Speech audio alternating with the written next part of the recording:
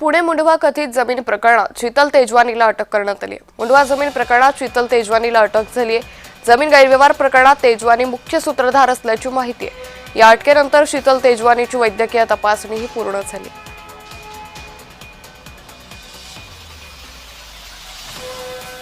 एकीकडे आता अधिवेशन येणार आहे, अधिवेशनात दाखवायला पाहिजे की सरकार म्हणून आम्ही काहीतरी थातुरमातुर कारवाई केली। काय थातुरमातुर केली ते एका अधिकाऱ्याला बडतर्फ केलं, मग एका अधिकाऱ्याला सस्पेंड केलं आणि आता शीतल तेजवानीला अटक केली। आम्हाला हे सगळं नकोय। याचे जे प्रमुख सूत्रधार होते त्यांना अटक झाली पाहिजे आणि याच्या मागे जी यंत्रणा ज्यांनी काम केलं, मग ते कलेक्टर असो, SDO असो आणि अजित पवार असो, यांच्यावर जोपर्यंत कारवाई होत नाही तोपर्यंत मी तर लढायचं ठरवलं।